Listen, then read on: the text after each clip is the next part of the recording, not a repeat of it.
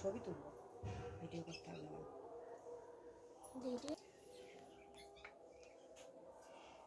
Photo তুলছি নি, video হচ্ছে। আমাদের ফোনে ছবি দেখছো, এইটাই পাঠিয়ে দেবো থেকে দেখে।